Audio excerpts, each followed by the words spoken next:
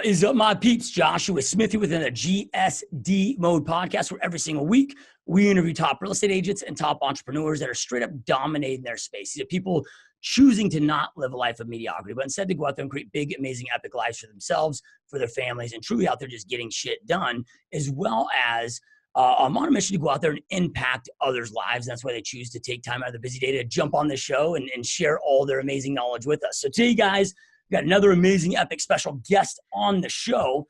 So our guest today, you guys, is the principal broker and founder of Present Financial Properties in Orange County. And this is a guy that specializes in a lot of different things: residential real estate, as well as financial investments, as well as social media. So really, really stoked and honored to have Sina Azari on the show. My friend. Josh, what's up, man? Thanks for your time. Looking forward to this. Yeah, great show, by the way. Yeah, no, thank you so much, man. I'm stoked, dude. This is gonna be a lot of fun, man. Anybody that's my two loves when it comes to business, man, is real estate, systems, and digital marketing, right? So really excited to just pick your brain, man, and see what you're doing. It's cool. That digital online space is I don't want to say, I hate the word disruption, right? It's just change and it's inevitable, but it's made the game overall for all businesses just, I don't know, so much more affordable. And I used to say, and when I say I used to say, I stole it from somebody, right? But it was like, hey, look, and at least in real estate, it's like, look, you got two choices. You could be rich or you could be famous, but just pick and choose which one, right? But now with social media and these other mediums, you can 100% be both, and you need to do both. Mm-hmm. Great right? point, man. So, great point. Before we jump in today, to what you're doing today, man, I'm always intrigued in our guest journeys that really led them to where they're at in the first place. So if you were to wind the clocks, whatever that looks like, how did your entrepreneur journey begin and what led you into real estate? Cool, man. Well, my journey began in entrepreneurship out of necessity of making a better living than what any hourly wage would have afforded to give me. I'm 39 years old, and at 23, I graduated college. I'm from the Bay Area. I went to San Francisco State University, so go Bay. But after graduating college, my background was in physiology. My goal was to become a dentist. And after graduating school, I didn't get into any dental schools for grad school. And my options with a physiology degree was to either work in like a research lab or a pharmaceutical firm. That would be, I guess, the greatest potential. And just that whole corporate growth record and track and climbing up that ladder wasn't something that interested me when I saw how it started, where it began at, and the incomes that you get making a bachelor's degree just isn't what it used to be 20, 30 years ago. So, I had a crush on this girl who was an administrator at an insurance financial firm. We were talking on the phone, and she recruited me to come in for an interview. And after I went in, saw that opportunity, I definitely had the confidence to say, hey, let me give this a shot. I got my insurance license first back in 2003. After a couple years of having a good run building that business, my mom actually was my greatest influence and mentor. I was 25 at the time. And she said, you know what, Sina, if you're making some decent money, especially in the Bay Area, real estate was blowing up at this time. She said, you should go and invest and get yourself either a studio or one bedroom. And what's crazy is I went to make this purchase, and you needed 3% earnest money, which is pretty common. And the condo back then was about $440,000. I needed, I don't know, give or take about 20 grand, something like that, just under that, 18,000, 16,000. And I was gathering the resources that I had, and I didn't want to deplete the savings that I did have, because I was also spending money at this age. 25, you want to have everything real fast. She said, why don't you go get your real estate license, and the developer will give you commissions at the end of the sale, which will reimburse you for your earnest monies and replenish the savings that you put into the home. So I originally got my real estate license out of the goal of just covering my own commissions on my first purchase. And from that, I started to leverage and use it for additional investments, flipping properties for friends, family, which led to 2017. Fast forward many years later, I got my broker's license in California, and we started a brokerage named Present Financial Properties in 2017, September of 2017. Yeah, love it, man. So I got a couple follow-up questions, man. So first off, dude, why dentistry? I mean, what led you to? That's a good question, man. You know, I always had a dream to work inside people's mouths, man. I'm just totally kidding, man. You know, it's funny. Dentistry was influenced to me because my brother-in-law is a dentist. He's someone that I look up to a lot. He was an inspiration to me while I was going to college. And I said, hey, if I could follow his footsteps and do what he does, I was trying to identify what it is I wanted to do, and I just didn't know. So I said, dentistry is a solid career. Everyone needs them. You know, your oral health is incredibly important because it's an indicator for many other health conditions and concerns. So I felt it was a win-win, and it was rewarding. You know? So that was why dentistry. Yeah, love it, man. So then, you know, I mean, your mom, she sounds like she's just a lot of brilliant insight, you know, right? Like, Appreciate that. And most parents wouldn't be like, oh, hey, like to think outside the box, to go get your real estate license. They, you know, most parents and just people would be like, well, save more, sell your stuff, budget, you know, right? I mean, is your mom an entrepreneur as well? Or like, I mean, where does that insight come from? It's funny you asked that, Josh. Now she is. In 2005, when she gave me these recommendations, she wasn't. She was working corporate, but her dream was to always be in real estate. And she couldn't because she was a single mother. She raised myself and my sister. So she had to sacrifice her time to having an hourly wage and making a fixed income because she just couldn't take the risk of building from scratch in an entrepreneurial world. So after my sister and I became independent, she wanted to pursue that dream even more. And I think, or I'm pretty confident that she was trying to live it out through maybe her kids in the beginning. And real estate was something that she always would tell us while we're growing up. She said, you know what, if you want to be wealthy, you want to have assets, you want to retire comfortably, you put your money in land. Wow. Yeah. And we grew up hearing those words. Yeah. So I love that, man. Yeah. So she was always like the closet entrepreneur that just had to wait for the right time to jump in. Is she in real estate now? What does she do? She is now. It's been about 11 years. She started a property management firm in the Bay Area. It's named Azari Property Management. It's actually, fortunately, she's busted her tail, but she's built it to become the #1 property management firm in the Bay, which wasn't an easy task. But she did this because of the economy back in '08. Once the market crashed, as far as sales goes, she's like, you know what, Sina, all these investors that have all these properties that they bought with these crazy loans, they now need to fill them with tenants. So I'm going to just shift into property management and start finding tenants for these vacant homes. And that led to another to where she's managing well over maybe a couple thousand properties now. Yeah. Well, and what a great market for that, man. You know, like, I mean, you look at San Francisco, I don't know if there's another place on the planet that has lower inventory, you know, right? And prices are so insane up there where it's like people have to rent. Oh man, we bought a 2-bedroom back in I'd like to say maybe '06 for like $745, $750. In '09 it was worth well over $9 million. Now that same 2-bedroom's worth close to $2 million. I mean, it's crazy. Yeah. It's crazy. Yeah.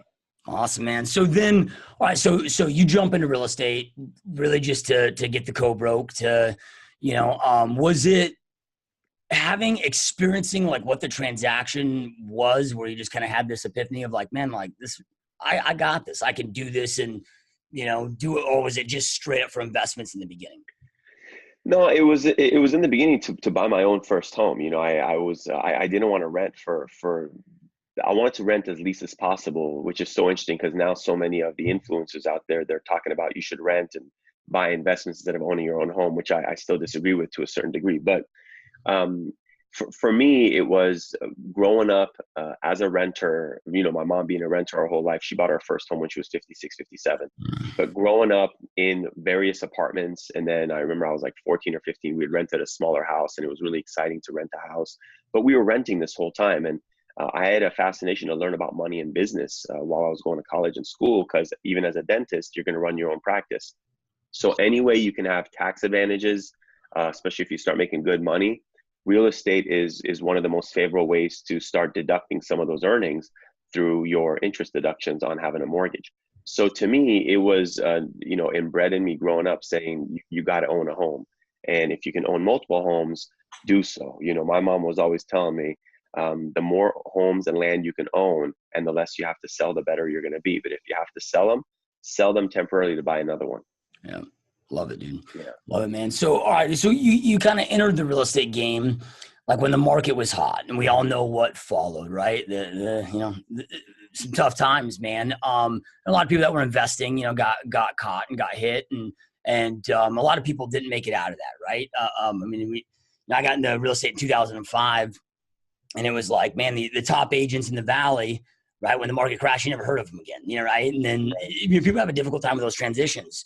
And I don't know if you had a difficult time or not, but you obviously made it through and you made it out and kept growing with that. So, and the reason that, I know it's a long time ago, but the reason I like to bring it up is, right? I mean, history repeats itself, and it's inevitable. I mean, maybe it won't be as severe as it was. Who knows? None of us have a crystal ball, but it's inevitable that it's going to happen. And, with your brokerage, I'm sure you experience this, but most agents now that enter the space, like they know nothing other than this insane, crazy bull market that we've experienced. Right. It's like, look, guys, this isn't the freaking norm. Like, you got to be ready for corrections, and you're probably never going to see this bull market that we've been out of for this long again in your real estate career. Right? So, can you kind of just shed some light on what those years were like, and maybe what you did to pivot and transition and overcome, if you had to overcome adversity in those times, and how you made it through? Yeah, one thing is that if people aren't buying and selling, then they're still renting. So as long as you get creative and innovative of either predicting the trends or plugging into change once you feel or see it coming across, you should be able to continue growing. Because no matter what market exists, people are still doing transactions, people are still making money. Same with the stock market. When the market goes down or crashes, there are people who made great money shorting those stocks. They predicted it was going to go down, and they're making some good returns. Same goes with real estate. When that market bust and all of a sudden foreclosures hit everywhere, especially in Southern California, San Bernardino County was the second most devastated hit county outside of Flint, Michigan in the United States. There was a lot of people that went into that county and bought a lot of distressed homes that ended up having a lot of inventory that they ended up renting out for pretty competitive rates, or they ended up selling it and still making a profit. So, there's two ways to look at the changes in the market. One way is to say, hey, it's devastating. What are we going to do? Or saying, hey, you know what? It's devastating to those that don't understand how to capitalize on the moment. And my mindset is every market's a great market. Yeah. And it's an abundant opportunity out there, especially with programs like yours, leveraging social media, the way to connect and network and just get your message out there, find some individuals who are looking for your services, being able to partner and provide value to one another. The opportunity is grand. And I don't believe that we've ever lived in a moment to have so much opportunity as we do now as entrepreneurs, no matter what side you look at it, whether it's distressed properties or a buyer's market with tremendous amount of inventory. Yeah, no, I love it, man. It's such a great mindset to have, and it's the right mindset to have. You hear I'm sure it comes from the media, right? But a lot of these, it's like if the market's not a seller's market appreciating, that's the only way they classify as a good market or a great market, right? And it's right. As you said, man, the market's always great. It's always great for somebody. And as real estate agents, it's just our job to identify whom is it great for, and then bam, you just play that lane. Josh, you nailed it, man. That's it. You nailed it. So then from there, so this all started for the cost for your own place, as you talked about, and then it was other investments. At what point did this become a career? You started actively, becoming a real estate agent and going down that path.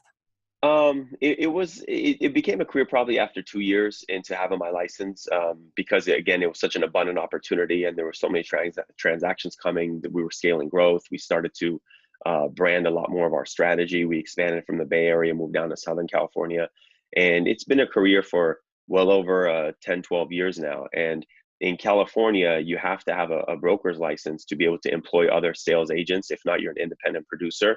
So until I was able to get my hands on a broker's license or qualifying to earn and get that broker's license, I was limited to being a salesperson working for a broker or reporting to a broker and abiding by their rules. And as an agent, when I started, I was working with a transactional broker. So it wasn't about building teams. It wasn't going to a brick and mortar office. It was about paying a small fee for every transaction, keeping as much of the commissions as I can. And it didn't allow me to scale my growth leveraging other talent. It was more about just building my own portfolio or portfolios of my clients. But the scaling of the growth came when I became a broker and was able to start employing agents, giving them the opportunity to be able to build teams and continue to just multiply by replication and duplication, which is the funnest part. Yeah, I love it, dude. So, because I mean, the brokerage is you said 2017. So, what's that, 18 months or so that you've been? Yeah, it has. We haven't even hit 2 years on there. So up to that point, I was just simply focused on buying, selling, and finding, rentals for those that weren't in a position to buy. Because if you find someone rentals and you build that relationship with them, they're gonna buy eventually. And Yeah. when they do, they're gonna know who helped them get that rental. Hopefully, we'll help them find a house. Yeah, love it, dude. So, but I mean, it sounds like you were having a lot of success, just kind of doing your own gig. And a lot of people don't, I don't think, a lot of people say, oh, I want to become a team leader. I want to become a broker owner, but man, there's a lot that goes into it, right? That people don't understand. So there had to have been at some point, some, paradigm shift that made you go like, hey, like I'm going down this path, which is going good, but what created the urge to go out there and just break off and do your own thing? I love that you said that, Josh. It's really the era that we live in. I've studied millennials. I consider myself a millennial, though a lot of people argue that I'm probably older than that, which is okay. I'm probably on that cusp or border at 39 now. But the millennial generation is the largest generation to have ever hit our country in our existence. They're larger than the baby boomers. And right now, I believe we're experiencing what's considered the present financial storm. And the reason why I call it the present financial storm is because you got all these baby boomers, 70 plus million of them, that are retired. They're looking to downsize. They're looking to move into assisted living, into CCRCs or continuing care retirement communities, where they have a little bit less headaches to worry about when it comes to property ownership, but they still live and own their home.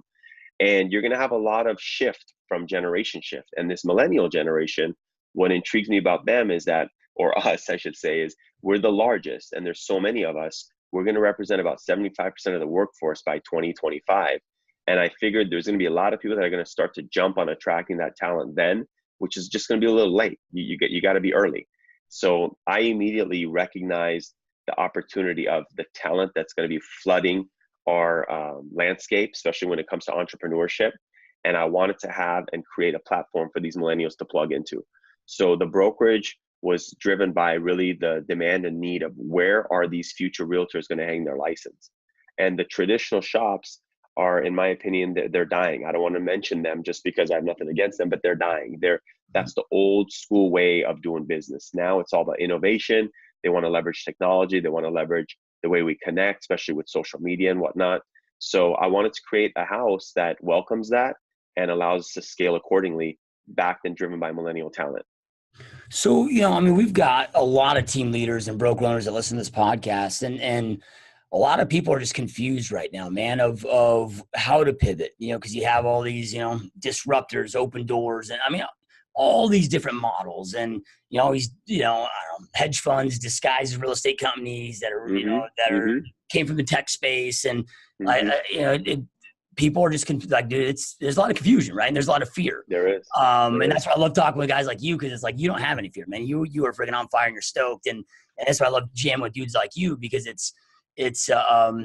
just feed off that energy, man. Cause it's, again, like, and just like you, man, between your podcast and everything else that you're doing, man, it's like 9 out of 10 agents you talk to are freaking out right now. So there's a lot of negativity, but I think the cool thing about it, though, is, you're thinking from the mind of an agent, creating this brokerage to create the perfect environment for an agent, right, with the millennials, where you the biggest opportunity, right, where I think, unfortunately for a lot of broker owners, they didn't have that experience as an agent, so they're just thinking about, from the brokerage level, I get they've got to run a full profit business, but like I just got done reading this 300-page trends report, and they interviewed, so many of the, top broker owners and the CEOs of some of the top franchises. And, it's like, hey, what are the shifts that you're making? And I'm looking at all this stuff. I'm like, look, as an agent, none of this means shit to me.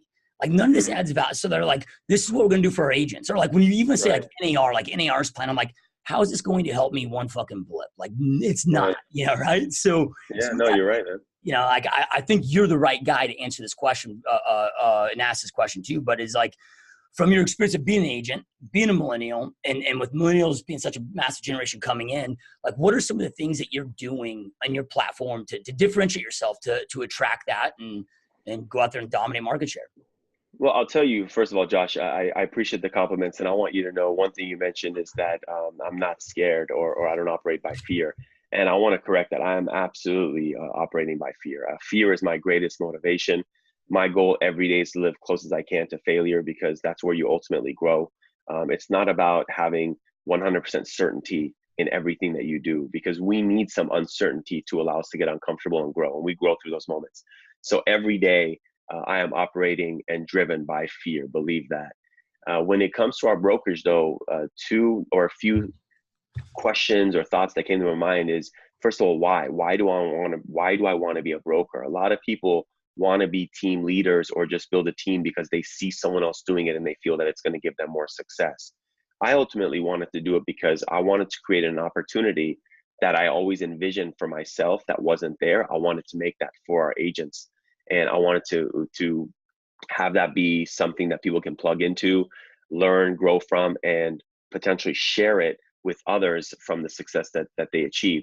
A couple areas that I feel we're providing some differences or additional value is, one, we teach all of our agents on how to invest.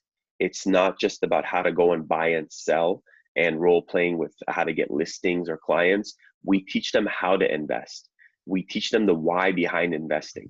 And the more of the mindset that we get our agents to be into as close as they can to their prospects, the same wavelength and spectrum their conversations will be, the synergy and energy will be, and that's important. So our agents understand the purpose behind investing, the different ways of investing, the advantages behind investing. And then from that knowledge, we go into the basics of, FSBOs, expired, listings, open houses, farming, etc. And that's the difference maker. So many agents are just with the shop to where they understand the agent lingo because they're great agents, but many of them don't know anything about investing. Yeah. And here they are trying to help an investor buy or sell property or to add to their portfolio. Yeah. Well, whether it's an investor or because no matter what, it's an investment, right? Whether it's a personal residence or whatever. And buyers and investors. And like the question I get like daily in Facebook groups and whatever is, well, man, how do I combat these discounters and how do I show my value to get my full commission? I'm like, well, like you got to deliver more value. Like what they're saying is they don't, from what you presented to them, they don't see the value in you compared to somebody else. You got to figure out how to articulate that. And it sounds like because they know the investment side so well, they're able to articulate much differently. I mean, most real estate agents know nothing about, financing and right. and what this looks like and having those, higher level conversations. Yeah, well said. Most don't even have a business plan. I mean, I've spoken at many different forums. I serve on 3 committees for CAR, which is the California Association of Realtors. I'm on the board of advisory leadership for 2019 for NAR, the National Association of Realtors. And I've connected with hundreds, maybe if not into the thousands of real estate agents. And majority of them, one, they don't have a business plan. They don't have targets and measurements for what they want to achieve every quarter. They don't have goals in their own real estate portfolio, what they want it to look like. They don't know the why. They don't look at the landscape outside of their area because they're so zoned in just on their own backyard, not recognizing that the outside areas have influence on their own backyard. So there's a lot of different metrics and factors that come in play that can help elevate someone's success, but they either don't invest in themselves to seek that, or they're just being mentored or told by the wrong individuals to keep their head down and just keep knocking on doors and shaking hands because that broker or that mentor is just counting that override or that spread. Where my goal is for all of our agents to become independent. If they want to become brokers, go build your own brokerage. I mean, we grow through growing others. And that's been the best philosophy that we've applied. Yeah, I love it, man. I was, it's probably, when was this? This was in October. I had an event that I put out here in Phoenix, and one of my good friends, Leo Pareja, I don't know if you know Leo, but he's the owner of Remine. And awesome. He came out and spoke at the event, and man, he just dropped some knowledge that it like shook me in a way that I haven't been shaken in my 14-year career. And, because we were talking a lot about disruption and being able to transition and pivot ourselves, for what all this looks like. However it's going to go, none of us know. We don't have a crystal ball, but being prepared no matter what, right? And he's like, look, like so many agents are freaked out about like commission objections, right? And he's like, but like he's like he invested heavily himself. And so he's like, look, I'd go on a listing presentation and I'd be like, okay, hey, here is an immediate offer where I'll buy your house right now.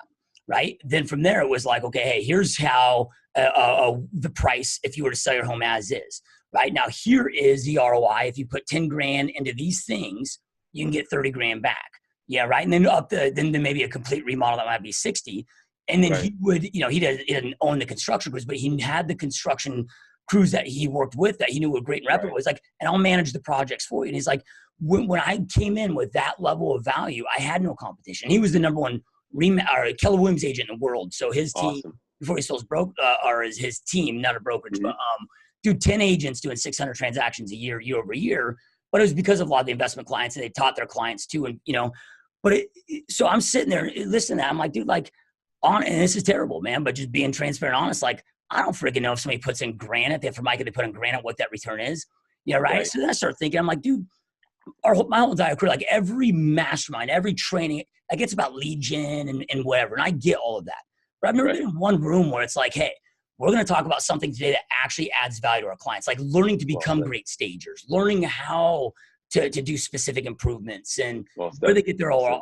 Like we don't do any of that shit. And dude, I just sold my 6,000th home as a team, 13.5 years of the business, and I don't know crap. And I'm like, dude, I'm disappointed in myself. I mean, thank God I had the epiphany, but that's like our 2019 plan is like, we got to get educated on this. Right. So, what do you see the value of that? Right. Because it's like, look, commission, like every objection is a lack of education, right? They're just not seeing the value in you, and you guys can go in there and articulate it in a whole different manner.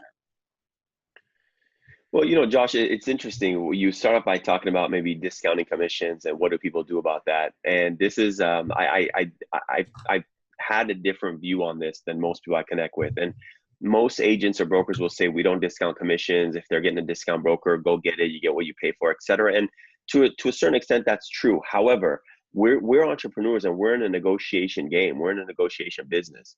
And in real estate, everything is negotiable, from who pays transfer taxes, who pays escrow fees, who pays, everything, title, et cetera.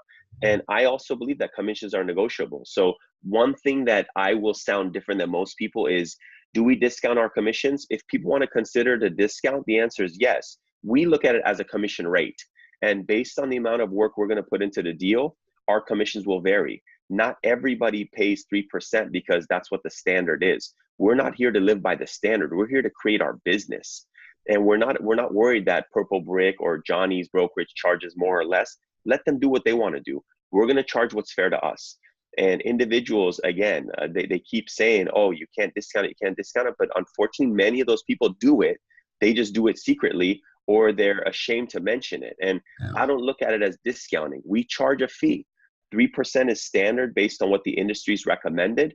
Sometimes we do 3, sometimes we'll do 1.75 or 2. It depends on the work, depends on how much we're going to invest on making the deal successful.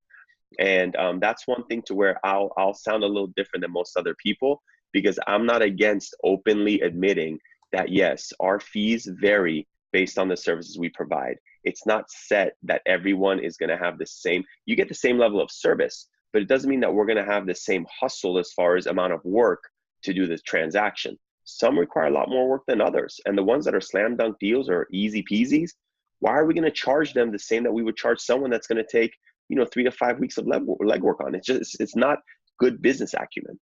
Yeah, no, I love that, dude. And the reality is, if you look at every other industry on this planet outside of real estate, right, with technology and with automation, like prices have went down. It's inevitable that we're going to have that compression, and you're just facing it head on. Where everybody else is going to be reactive, you're being proactive. And I love the menu of services, right? It's like, I came from the health club industry, and the health clubs is like, hey, look, if you want to be the do-it-yourselfer, here's the $20 a month membership.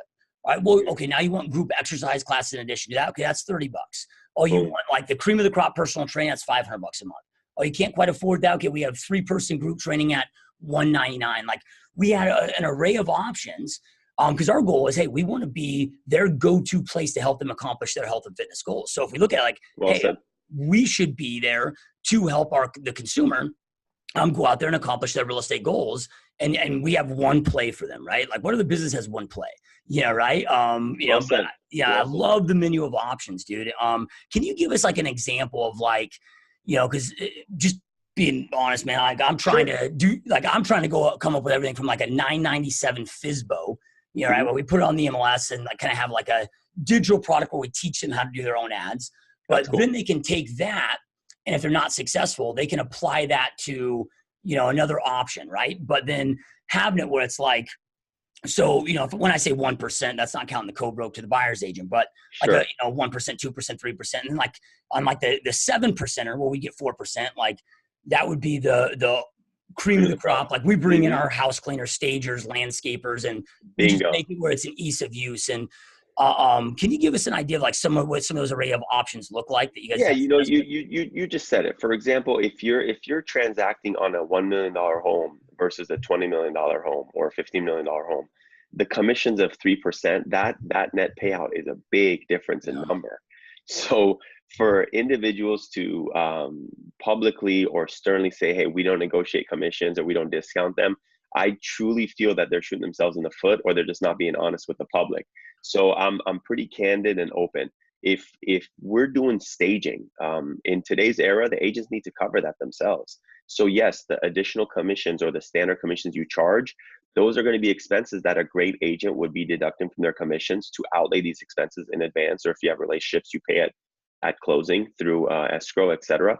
But those are some of the examples that if we are just going to help someone flip a home, it's not going to be all staged. We don't have to do a huge marketing campaign, aerials, super package photography, presentation, etc.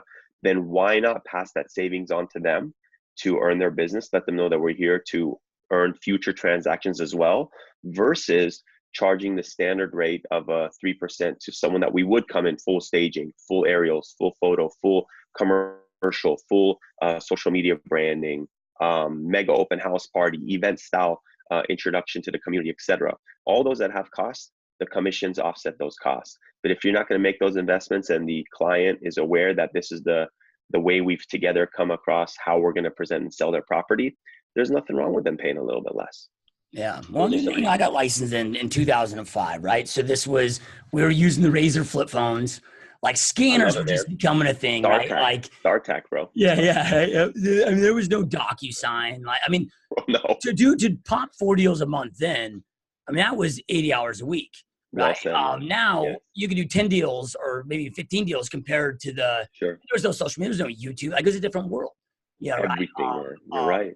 And again, when it comes to automation and saving time, like we can do more volume. And, I always look at, I think pretty much every entrepreneur is at this point, but obsessed with studying Jeff Bezos. And, if you look at like whose life is not better because of Amazon, and Jeff Bezos was the most obsessed guy on the planet at, best, like they have 220,000 employees, but 0 customer service reps, right? He's like, look, we have to have such great customer service where we don't have to have reps, because if we have to have a rep, we've already failed them, right? Like the dude is just like so obsessed with the world's best customer service at the lowest prices. And if you really break down like what he's the best in the world at, he's the best guy on the planet at operating on the thinnest margins. Like he's just figured it out. And like if you take his close to 11 competitors, they don't do 50% of the production. He's just become unstoppable at this time.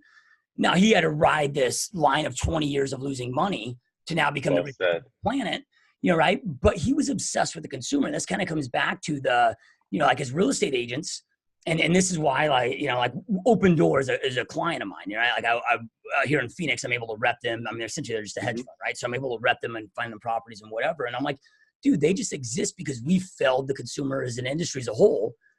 And they saw a need, right? And like, we got to wake up and see that need, right? And people will talk about like, oh, the Uber, Uber of real estate's happening, whatever. I'm like, whose fucking life isn't better with Uber compared to taxi? Well, right. Like the conversation again never comes up of what's best for the consumer. Yeah. Right. Like the consumer who wants the best experience, the best service, right? The best prices. And I think whoever delivers that to them is going to come out winning this game. Yeah. Well said. It's cool that you mentioned Bezos and Amazon. A lot of people don't know how much of a bleeding rate they've had and how much losses they've had to get to where they are. And I still think that they're losing a lot of their products, and that's a strategy. He finds what's being, it's so interesting. If people study Amazon, Bezos identifies vendors that are using Amazon for distribution. What most people are buying, he ends up going and creating the competition piece, selling it less, so then people start buying his versus the vendor that was using Amazon. Eventually, he doesn't need that vendor anymore, which is genius. And he actually loses money on those deals, but he's making money on other areas. So it's the same goes with our landscape and real estate. Right now, the times have changed. It's not changing, it has changed. All these virtual brokerages, all these self-service shops that are helping you now sell homes yourself, we're competing with them. That person is now competing with them. The brokerage, sort of the brokerage agent relationship wasn't it's not as significant today as it used to be in the past. In the past, agents were a lot more sort of restricted or limited to what they could do without a broker. Now, you almost really don't need a broker unless you're looking for certain, I guess, value or benefits towards building your business, which is what we provide. We provide the actual offices still for agents who like to come into the office, be in an environment of camaraderie, synergy, hustle, accountability. We do a lot of group type presentations. We do a lot of group type activities. We do a lot of cross selling and sharing of cases, which helps hedge and leverage sort of our risk of not making consistent income, which is pretty cool. We're big on team building. We actually live and breathe the philosophy that if you want to go fast, you go alone. If you want to go far, you go with the team. And we're all about team. So agents that like to be independent and just want it to be their face, their brand, only about them, which a lot of majority of them exist, like for example, Ryan Serhant, which is awesome. That's great for those agents. But then I believe a lot of those guys that are all about them and just that sort of one mold in their face, their brand, eventually they either want to grow into a leadership role and start to expand and build a team, or they're just going to retire in that fashion. And those that want to expand and build a team or plug into a team, you have a different philosophy or a different goal than just being that one top guy and that's all people know. And our firm, our operation is more about team-based. I'm behind it because I'm the broker, but if I wasn't the actual broker holding on the license and having all the liability, I don't think that I would have been as significant because it's about our team. It's about our team. Yeah, no, I love it. Because ultimately I'm sure you're just building the environment you wished always existed, right? You nailed it, man. Well, dude, and millennials, right? Like millennials, the cool thing about millennials, man, is there's certain things that they value more than money. It's not just about the splits, man. Culture matters and being a part of something bigger and impactful. And most people like that will bitch and whine about how millennials operate. It's like, no, you just don't know how to create the environment they need. So can you speak? You're so on point, man. Yeah. Can you speak to that, man, of the importance of that culture, that environment, and being a part of that group, man? It's because it's like, dude, like, why do people get so crazy into politics? Yeah. Right. Even though they're not running, or, like I got one of my best friends who's like the most diehard, hardcore University of Michigan football team fan, right? But like he never even played football. He didn't go to U of M, right? Like, bro, like, but if you see somebody with an Ohio State shirt, like there's probably gonna be a fight. Like, why are you so passionate, right? But it's because people want to be a part of something bigger. They want to be a part of a movement. You nailed it, man. Millennials crave that more than anybody, right? Yeah, and you're on point with that, Josh. Millennials, and actually, I'm the founder of what's known as the Millennials Leadership Network. And if anyone wants to look it up or check it out, you go to millennialslead.com. It's a network of millennials that want to take care of other millennials that are in leadership positions. We want to make this an international community. So we're actually looking for chair leaders or leaders within your certain city and areas that want to help expand and grow this network. But what's amazing about millennials that you said is it is truly about purpose over profits. It is about passion over paychecks. And that's a different philosophy than the generations that were there before them, because it was about, hey, make that, average income or make that salary, build your family, and then you move on, buy that house and it's over, etc. So it's interesting that you said that in the millennials, it's not just about the commission splits. It's not just about where can I pay the least amount of money for a transaction. They want to be part of something. They want to contribute. They want to be part of a larger force. They want to influence. There's so much value behind this generation. I have so much respect. That's why I do everything to include myself as a millennial, because I see how special and important this group is. They're also the most influential, largest demographic across the globe. I mean, it is huge. I think worldwide, it's over, 2.1, 2.3 billion individuals are millennials. Uber, Facebook, Netflix, all these new businesses, Amazon, et cetera, they're being driven and supported by millennials. And even a lot of the millennials that aren't yet home buyers, they're probably going to, I'm not going to lie, they're probably going to go online and on the internet and try to find a bot type agent to do an electronic transaction online and maybe buy their home electronically. I'm uncertain. However, the closer you can plug to them, the closer you can let these individuals know, especially the ones that want to get into entrepreneurship and to building a business in real estate.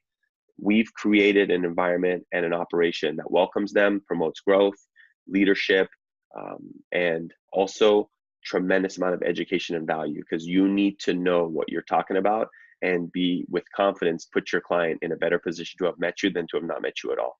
That's important.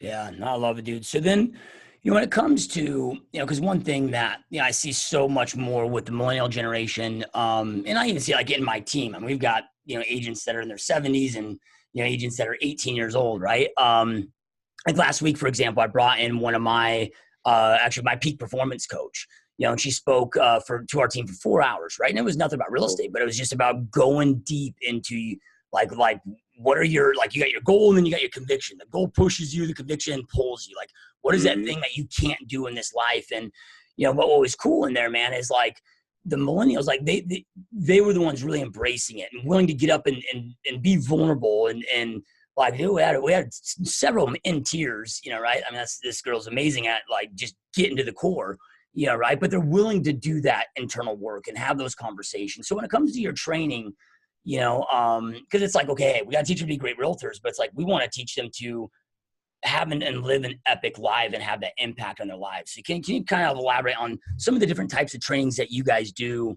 right? To just like get them like, hey man, like we want to grow great businesses, but like, we want you to be, future great fathers and mothers. And, well said. Like we want you to freaking win in life. Well said. No, we do a lot of trainings and meetings on mindset. We do a lot of mindset planning, mindset strategy. 80% of everything that we do according to Tom Ferry as well, is mindset. So we're big on mindset. We're big on driving the why. Simon Sinek, what is your why? Especially the millennial generation. They might have an idea of what that is, but didn't know how important and how significant that why is. And once you learn and uncover the why, then you go on to the how and you break down the how. And of course, we do a lot of quarterly business planning. We break down our year into 4 years. Every 90 days or every 12 weeks, we call it a year or a 4-year year, however people want to. It's called the periodization model. So every quarter we break it down and we have quarterly goals. We celebrate all the small wins. Every small win becomes a larger one. We're focused just on abundance, on having a paradigm shift of how people see the world. Because in general, I can't speak for Arizona, but out here, in general, people just aren't fired up. They're under stress. They're very impatient, angry. You cut someone off or they cut you off. It's a lot of anger in there, flipping people off, and not this so warm, hello, how are you doing? Looking in the eye, respect, the old school sort of etiquette that I grew up in. It's becoming diminished just because I think there's so much pressure and stress on people to get by these days. And a lot of that has to do with mindset. It's a victim mentality. And our goal is that all of our millennials and all of our staff, regardless of age, that they come in, part of our team, they learn how important it is to have an abundant mindset. And once you change your mindset, so many great things come across your way. Everything happens for us, not to us. These are some of the examples of what it is our training's built on. Then all of the educational pieces regarding real estate, that's fairly easy for us to go over. Again, the role plays, the scripts, the FSBOs, the expired, the geo farms, the mega open houses, the commercial properties, the LLP planning for investments. Those are all fairly simple when we break it down how to do that, but it's important that the why is there, that the mindset's correct, that the purpose is correct, that you're always operating as if there's hundreds of cameras watching you, so you never ever have a gray area when it comes to ethical decisions. Those are all the areas that we focus on. So then all of our agents can independently grow successful without us. But together, we know we provide so much more value. Yeah, I love it, dude, because it's, it's one of these things we can be, and I mean, we are, right? Like we have there's more training and more free training in real estate than any other industry out there with the Right. least, with the least productive people. And it's You're like right. one of these things of like, why aren't we doing the things we know we should be doing to create the life that we want to go out there and create? And I love that you talked about spending so much time on that. So they are taking that action. And we're in this industry historically where people don't really master their craft. Yeah, right. Like I mean, agents have been doing this game for 30 years, and they're listed president. Like it's like they just repeated the same shit a year for 30 You years just straight and nailed it. somehow survived, right? Yeah. But the type of training you're talking about, like it's straight up mastery. So is this like daily in the office, or like what does that kind of look like? It depends. We have retreats where we'll go away for 2 or 3 days, and that'll be, you qualify for them based on production, and you usually end up growing from that retreat, but you also have a great time and we celebrate. Sometimes the spouses are involved. So then we can have some activities around partner building, which gets a little bit more personal, but it brings the partners on communicating on the same wavelength, because that's also, some of the challenges that we have. I've been married for 13 years, and communication is key to our success and having a successful marriage and relationship, whereas a lot of people don't recognize that. Money usually is a big challenge, but I think when couples communicate about the money and have an understanding of why we're spending things a certain way or why we're saving so much for a certain way, it makes a big difference to bring people on the same page. But other than the retreats, we usually have 2 weekly meetings. They'll run anywhere from an hour to an hour and a half, maybe 3 hours, depending on the content and the material that we want to go over, the questions we're going over, the challenges that are at hand, the projects that we're working on as a team. It'll vary, but yes, we connect at least twice a week when it comes to growth and development or sharing of best practices. Now, is it, because we're seeing, less and less bricks and mortar, right? In this space, and a lot more people want to be virtual. Is it kind of a thing where they can show up at the office, but maybe you stream it if they're at home? So it's kind of like a hybrid of bricks and mortar and virtual. We're not there yet. We plan to be there because our goal is to scale this one across the state and then go across the country. Right now, we are in 3 locations. We have an office in in Orange County in the city of Brea. We have a second office in Carlsbad, which is right north of San Diego, and then a smaller operation in San Francisco. Our San Francisco operation is a little bit more independent, and I don't want to say running their own deal, but they're not as focused on the same projects that we are in Orange County and San Diego, because it's a different environment. The Bay Area is a beast of its own, and we can't apply what's happening in the Bay in Southern California. However, our Orange County and Carlsbad operations, we actually get together physically and we'll alternate between which offices that we meet in. And that's because that face-to-face interaction, the shaking of hands, the energy in the room, it's contagious. The success, the high fives, the looking sharp, or someone coming in casually but being business professional, all that adds to the culture of what we do. And you nailed it, the word culture. Culture is very important to us. And it's tough to get not corporate, but a company culture. It's tough to do that over Zoom and web-based software. Now, it does allow you to scale your business using technology in that manner. But when it comes to the core and the culture, we got to be there together. And of course, not every agent makes it. Sometimes there's some personal agenda that comes in the schedule or an emergency, etc. And we work around that. But for the most part, we're there as a team together doing this and building the deal. Yeah, I love it, dude. And I couldn't agree more, man. I've went to I think like a lot of us entrepreneurs, like we live in the extremes, like it's either like, man, we're meeting constantly together or it's all virtual. Like I've went to both extremes, and yeah, I mean, we lost a lot of the culture element when we went completely virtual. And, because real estate is one of those funky things, man. It's like, if we're not careful for real estate agents, you feel like you're on an island all by yourself. Like we're independent contractors, and it's, I don't know. I just believe of success for osmosis. And like one thing that I don't know if this would have had an impact if it was done differently, but from day one, man, I always had an office in the office, and just being in there and around the other people and the other energy. Cause look, at the end of the day, man, like I don't care how successful you become, you still have off days and you still need teammates to pull you up. And you nailed it. I think it's so important, man, Yeah, you nailed it. The office environment for us raises accountability. We work or live a motto or mantra that's called hold the rope. I'm not sure if you heard that term before.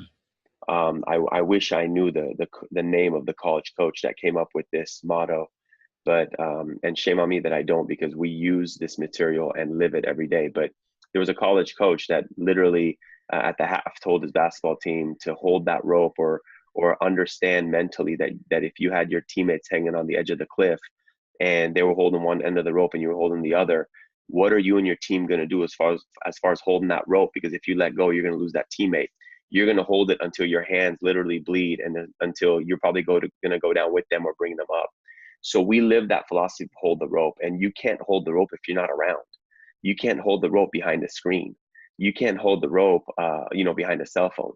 You got to be there, present in the trenches. You got to be there, picking one each other up. You got to be there, providing the success stories, the value. You uncover a client, you want to gather 2-3 guys to work with you on the case. Why not?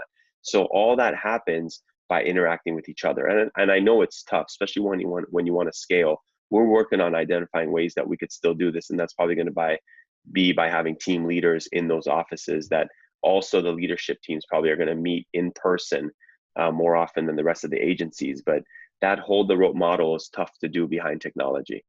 Yeah, love it, dude. So I want to kind of transition into social media, just because I know that you have a lot of expertise in this, and really kind of covering it in maybe 2 different ways, right? Like ways that you're training your agents to leverage it, whether it's for new lead gen as well as, like today, we hear the statistic of 88% of buyers and sellers said they love their agent, would utilize me, and only 11% redo a transaction with them because they forget their name. I'm like, with social media, it's free and it's so easy. Like, it doesn't make that.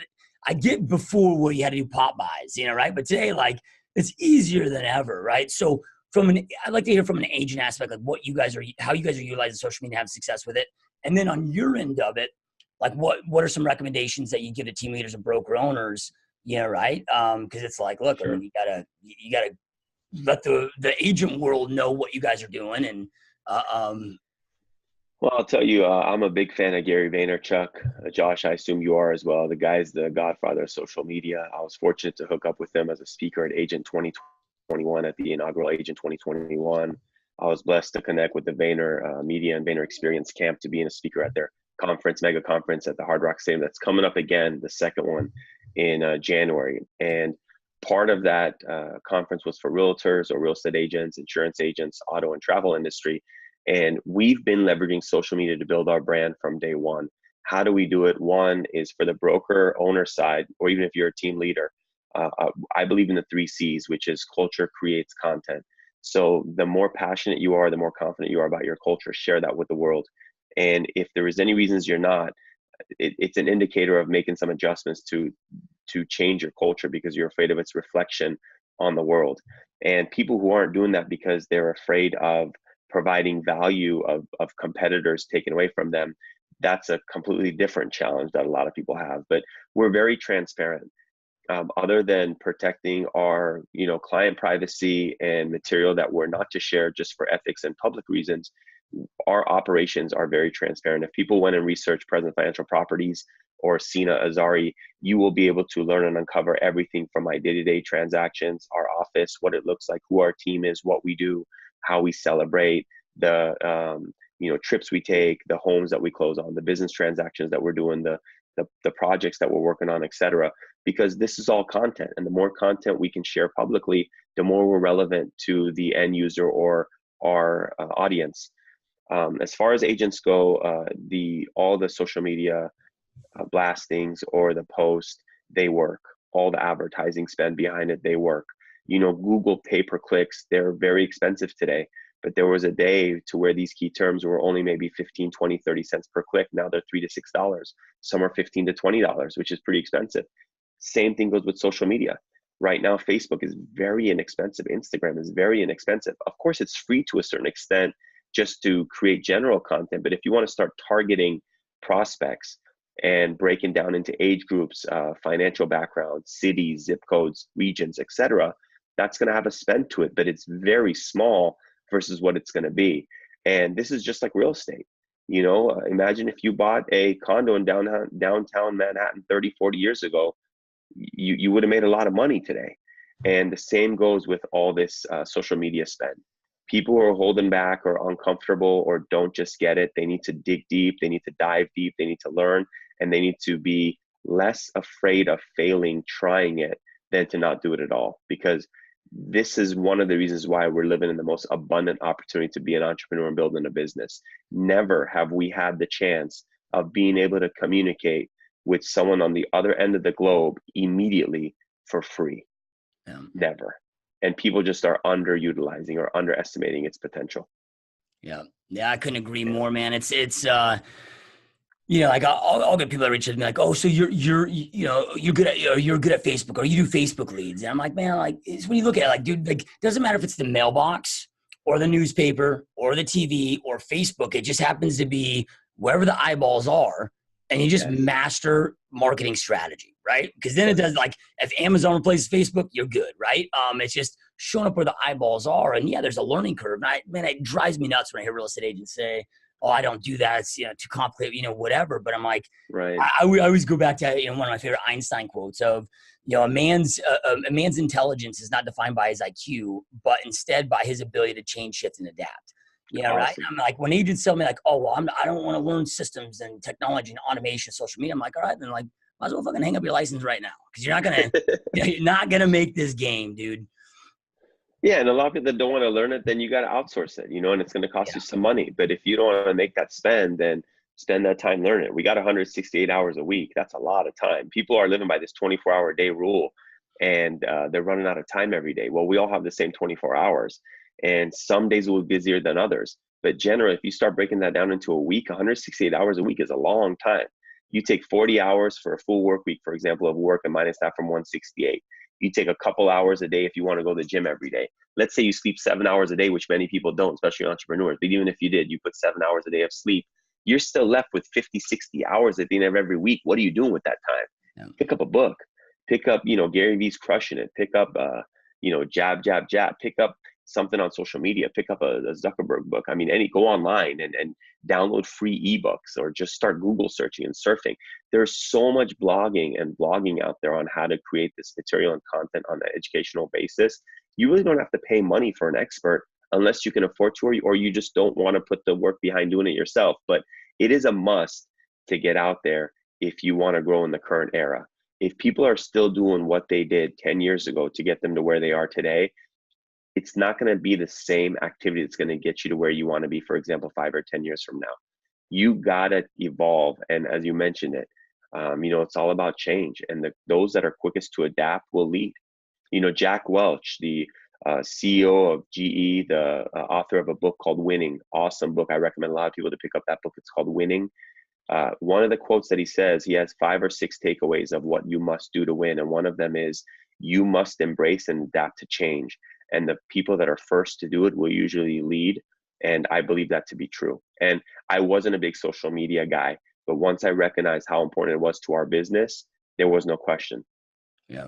Yeah. No, I love it, dude. Well, and then, Facebook, man, like, once it doesn't take, anybody can learn it in a week. And I don't know what the ad spend is today. I know for a while there, it was like, once you get to spend $25 a day, Facebook gives you your own coach. Like, for free, right? Like, they teach you exactly, they won't teach you ad copy and whatever, but they, like, functionality, how to use the system. Like, they have a massive vested interest in you. And it's, like, when I started first doing Facebook ads for my real estate business, this was maybe like 4 years ago. And right out of the gate, we were, I don't know, first 6 months, maybe like 1 out of 300 leads. And then 6 month to a year mark, it got, we eventually, after about a year, got it down to 1 out of 100. But now today, like, we're 1 out of 38. And our cost per lead is like $3.30, right? So the acquisition cost is, but it's like, what we're doing with that though now is like, okay, right? Like, they opt in as a lead. And then once they become a lead, of course, we got emails and texts and we're calling them, right? But then we throw them in a retargeting campaign with just flooding with client testimonials. And then they're seeing our name in our face everywhere they go, which every time somebody sees your name in your face, it creates a higher level of comfort. So by the time we get on the phone with us, like, they are so familiar with us. Right. So, and we're not even talking the time savings, dude, and the follow-up and the reach outs. I mean, it's cut our reach out time per client in half. Yeah. Right. And I'm like, dude, like, people are like, guys like you and I guess we see the results of it. And it's hard to articulate how amazing it is, but I'm like, I can't fathom people No, not but dialing. it's great feedback you said, Josh. You know, one of the largest mistakes that we make as agents or entrepreneurs in any trade, especially in real estate, though, is lack of follow-up. And these technological pieces, from ads to drip campaigns to CRM marketing and chip mail, et cetera, or drip mail, they allow those constant reminders and touches that you mentioned, you know, your face and your name or a picture, your logo in their inbox. All of us wake up, the first thing we do is we pick up our phones. Even sometimes before brushing our teeth, it's next to our, you know, nightstand. We look at that phone, we turn the alarm off or check out the time, then we open up our email, we go to our social media, check out our Facebook, check out our Instagram. Well, that's where everyone is. That's where our prospects are. So the question is, how do we get there with them? And these tools are available to us. So well said, man, with the way you put that down. I agree. Yep. Yep. Awesome, man. So then, outside of social media, dude, like what's your like favorite piece of technology you're using, you know, and any element in your business that you're just loving? Well, we're a huge fan of Salesforce for the CRM piece. It integrates with every other tool. We got some auto dialer tools that we're using. I mean, outside of the social media branding, that's where it comes in. We're not doing a lot of print type advertising. We do a lot of sometimes we do mailers to specific farms when we want to run a campaign, but we do a lot of that more for brand recognition more than lead conversion. Our greatest leads today still is shaking hands and meeting people. You know, Michael Ferry put it down years ago, one of the legends in the RE game when it comes to coaching and prospecting. And he had a rule called, I believe, the 5-5-2. And it was, you want to have 2 listings a week, you got to shake 50 hands and have 50 conversations. So 50 handshakes, 50 conversations, 2 listings a week. And you know what? 50 is a big number. So is 2 listings a week, and people don't get that. So maybe if you know you want to start scaling, start with 10 handshakes, 10 conversations a day. Do the math. You know, it'll be a fifth of what 2 would be for that week, but it's still better than 0. And I still believe that warm market or personal interaction connections is the best source of actually getting the deal or getting the business. People don't make a decision by what they see normally behind the screen or behind the phone or behind a newspaper or print ad. They make that decision when they connect with you, when they see that you care, when they see that you're genuine, sincere, when you're vulnerable, when you're real. And it's tough to predict or assume all that behind the screen. Yeah, I love it, man. I mean, NAR, one thing that they do is such a brilliant job at is the yearly data and the reports that they give us. They just every year, and it's crazy how many agents don't read it. But I'm like, this is gold, right? So, and the statistics been the same for the last 85 years. But last year, 5.3 million homes sold in the United States. 59% of buyers and sellers chose their realtor, you know, right, based on it was either a past real estate agent, friend, family member, your coworker, or neighbor, and or referral from one of those sources. Well You said. got direct mails 1%. You know, open house Well said. buyers and sellers average 5%. Look at all phone prospecting combined is only 6%, right? So it's like all these agents are fighting over these damn scraps. I'm like, dude, like you're neglecting the goal that's right in front of you, bro. And you're not going to have probably the big objections that you're getting from the expired.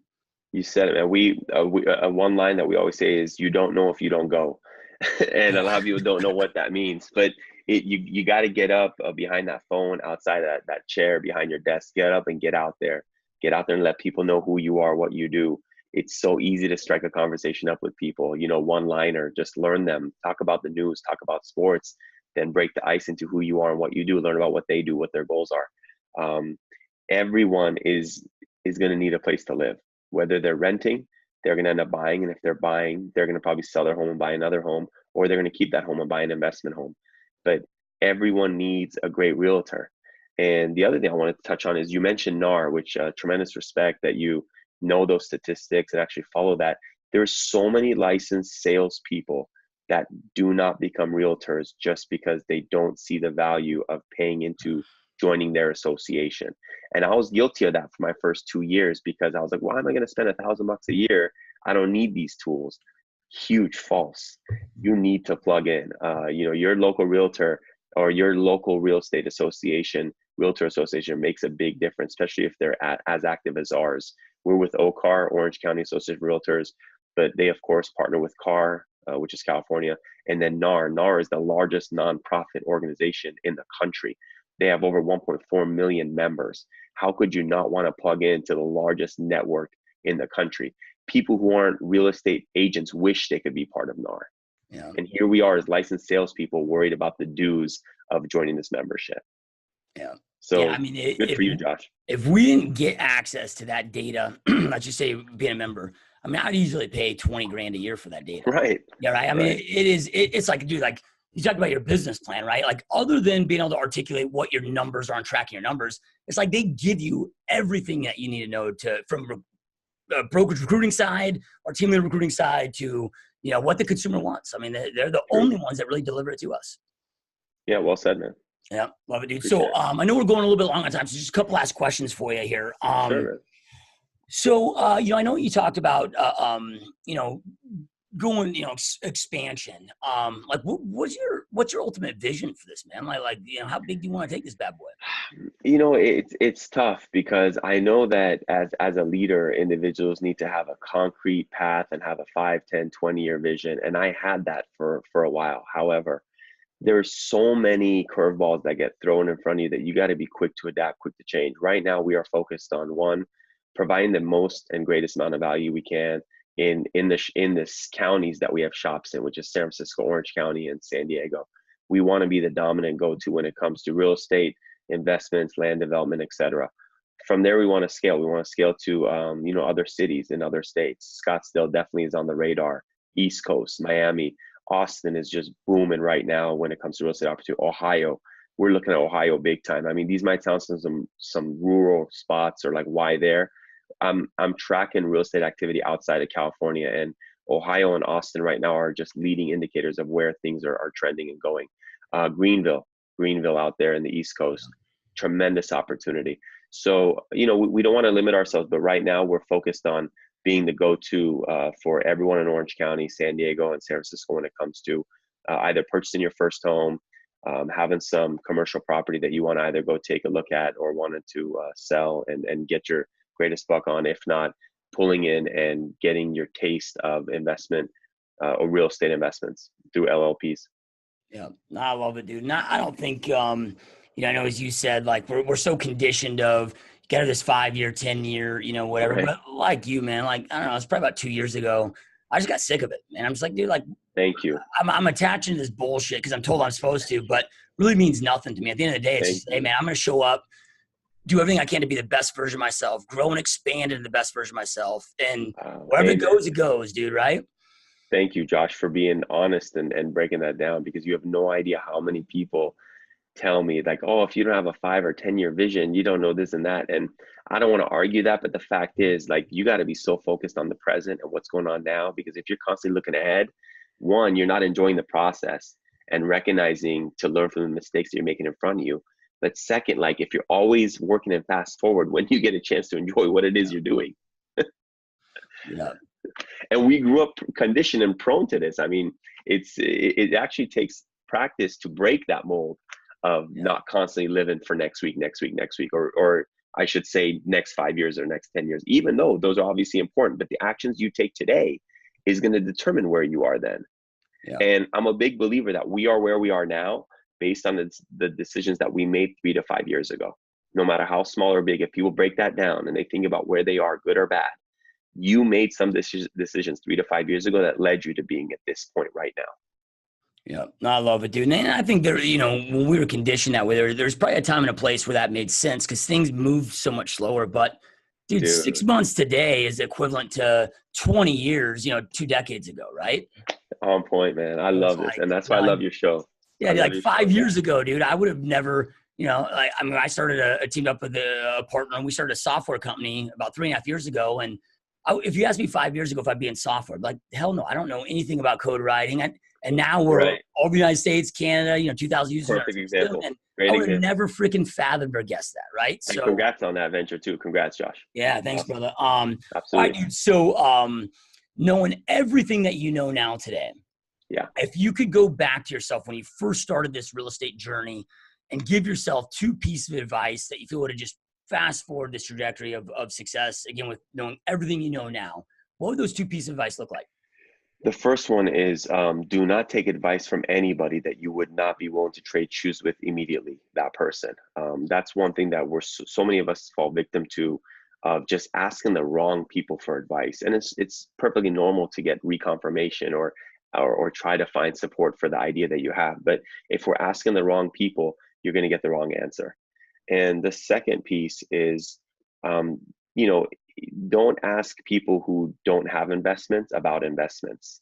Don't ask people who don't own a home if someone else should buy or own a home. I mean, that's the biggest conflict that I see when I'm talking to someone who's renting, and I'm like, well, why don't you buy a place? And like, oh, well, I spoke to my uncle, and he's like, I don't need to buy a house right now. I was like, oh, does your uncle own a home? No, he doesn't either. You're asking the wrong people. You know, those are really the biggest two, is just make sure you're very keen to whose advice it is you're asking for, and second, whose advice it is that you're taking, because everyone's ready to give their opinion. Yeah. Yeah. It's a difference between hearing it and then listening, right? Well said, man. Yeah. Well said. Love it, dude. So last thing, man, you know, cause I know you got a lot going on. You've got your own podcast. All Mindset. Yeah. Mindset Chronicles. Josh, if I can just throw that in there, it's the Mindset Chronicles on iTunes, man. Okay. Mindset Chronicles. And is it on iTunes, or do you have a website that we can include? Yeah, you can go to allmindset.com. You'll learn all about it. Allmindset.com. But there's a link there from SoundCloud to iTunes. And what we do is we interview entrepreneurs, many realtors on there, many financial experts, many business owners on just mindset, the mistakes they've made, the successes they've had. And the goal is just to provide value to those that might be in similar predicaments or entering business that want to prevent some of the mistakes and learn from the successes of those people. Yeah, love it, man. All right, so you got the Millennial Leadership Network. That's right. And 85% of our, at least according to YouTube, you know, 85% of our listener base are millennials. I believe it. I think it's, you know, I hear you talking about that, and it's like, dude, like I always want to give back. I believe in lead from a place of contribution, but I'm like, this is also a massive place, you know, for potential, you know, recruits, and, you know, not to be necessarily going in there and trying to recruit, but I mean, I don't think there's any better opportunity for anybody to start in their entrepreneurship career than real estate, right? So to lead to so many opportunities. So like, I know you said you're looking for some leaders, like or people just want to be a part of it. Maybe they don't want a leadership role, but where do they go? How do they plug in? Josh, thank you for asking. And I want you to know that, one, you're providing tremendous value to the millennials. This show, GSD, Get Shit Done, awesome title, so on point. I've seen the material, and just thank you for impacting so many millennials and many that might never meet you. That's going to take away from your work and efforts. But you can find us at presentfp.com or pfpagency.com, but present FP for present financial properties.com, or present FP again. That's where you can find us online. Millennialslead.com will also be able to direct you to the Millennials Leadership Network. But you mentioned something about recruits, and I know you said, hey, it's not maybe the goal, but I'm a big believer that you're either recruiting or you're being recruited.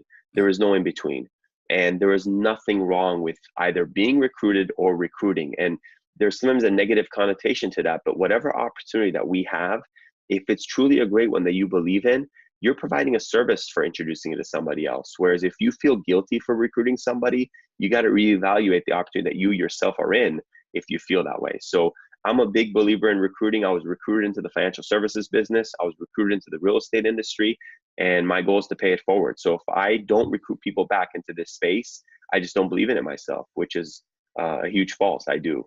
So anyone looking to join real estate, even if it's not with our firm, any way that I can help out, provide any value to, you can find me on Instagram.